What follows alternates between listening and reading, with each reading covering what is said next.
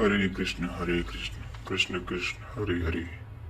सभी को बसंत पंचमी की हार्दिक शुभकामनाएं। आज हम पढ़ेंगे तृतीय अध्याय श्लोक संख्या 35। श्रेयान स्वधर्मा धर्मो विगुण परधर्मास्वनुष्ठातात् स्वधर्मे निधनम श्रेय परधर्मो भयावह।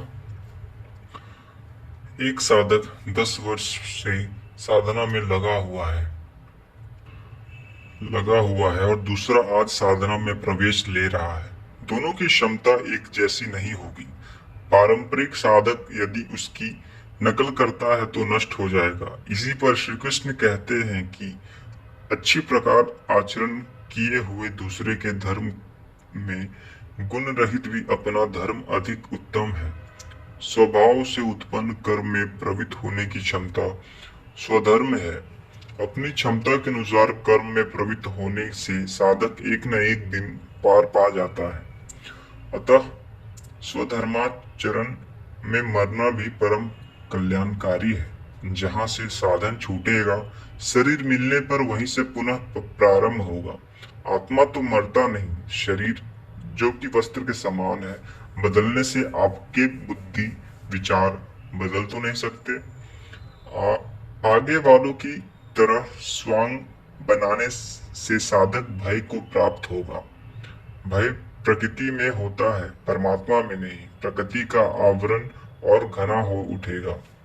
इस भगवत पथ में नकल का बाहुल्य है। पूज्य महाराज जी को एक बार आकाशवाणी हुई कि अनुसुईया में जाकर रहे, तो जम्मू से चित्रकूट आए और अनुसुईया के घोर जंगल में निवास करने लगे। बहुत से महात्मा उधर से आते जाते थे।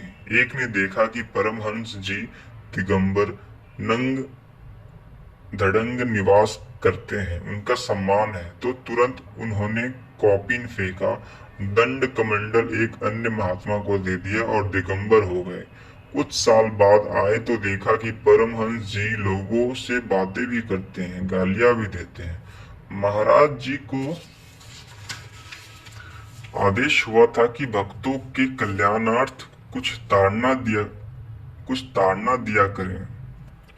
इस पथ के पथितों पर निगरानी रखें। महाराज जी की नकल कर वे महात्मा भी गालियां देने लगे, किंतु बदले में लोग भी कुछ न कुछ कह बैठते थे। वे महात्मा कहने लगे, वहां कोई बोलता नहीं, यहाँ तो जवाब देते हैं। एक साल बाद लौटे तो देखा कि परमहंस जी गद्दे पर बैठे हैं, लोग पंखा झल रहे हैं, चवर कर चल रहे हैं। उन्होंने जंगल के ही एक खंडहर में तख्त मंगाया, गद्दे बिछवाए, 2 आदमियों को चवर चलाने के लिए नियुक्त कर दिया।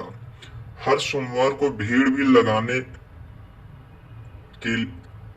लगाने लगे कि पुत्र चाहिए तो 50 रुपए, पुत्री चाहिए तो 25 रुपए। किंतु उधर ही अंत न होई निबाहूं। 1 महीने में ही कौड़ी के 2 होकर चल दिए। इस भगवत पथ में नकल साथ नहीं देता। साधक को स्वधर्म का ही आचरण करना चाहिए।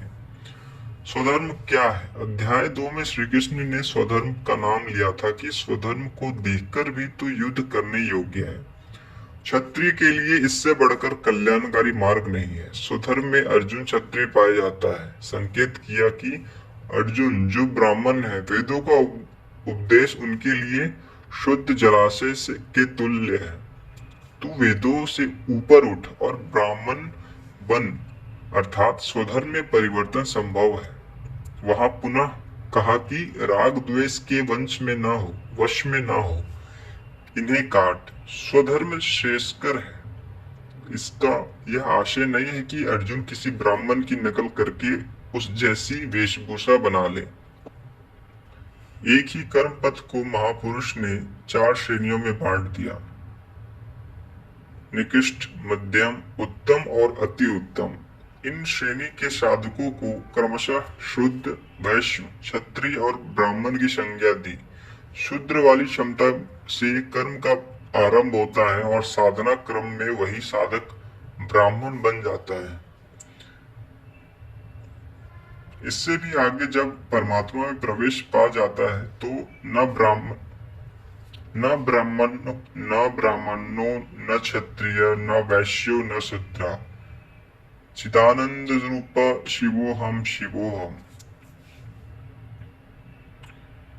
वह वर्णों से ऊपर हो जाता है। यही श्री कृष्ण भी कहते हैं कि चातुर्य वर्ण्यम मया सृष्टम, 4 वर्णों की रचना मैंने की। तो क्या जन्म के आधार पर मनुष्यों को बांटा? नहीं, गुण कर्म विभागशः, गुणों के आधार पर कर्म बांटा गया। कौन सा कर्म? क्या सांसारिक कर्म? श्री कृष्ण कहते हैं नहीं, नियत कर्म। नियत कर्म क्या है? वह यह है कि यज्ञ प्रक्रिया जिसमें होता है श्वास में प्रश्वास का हवन, प्रश्वास में श्वास का हवन, इंद्रिय संयम इत्यादि, जिसका शुद्ध अर्थ है योग साधना आराधना। आराध्य देव तक पहुंचाने वाली विधि विशेष ही आराधना है। इस आराधना कर्म को ही 4 श्रेणियों में बांटा गया। जैसे कि क्षमता वाला पुरुष हो तो उसी श्रेणी से आरंभ करना चाहिए। यही सबका अपना अपना स्वधर्म है। यदि वह आगे वालों की नकल करेगा तो भय को प्राप्त होगा। सर्वथा नष्ट तो नहीं होगा, क्योंकि इसमें बीज का नाश तो नहीं होता। हाँ, वहां प्रकृति के दबाव से भयाक्रांत दीनहीन अवश्य हो जाएगा। शिशु कक्षा का विद्यार्थी स्नातक कक्षा में बैठने लगे तो स्नातक क्या बनेगा? वह प्रारंभिक वर्णमाला से भी वंचित रह जाएगा। अर्जुन प्रश्न रखता है कि मनुष्य स्वधर्म का आचरण क्यों नहीं कर पाता? तो श्री कृष्ण आगे के श्लोक हम अगले वीडियो में देखेंगे। जय श्री कृष्ण।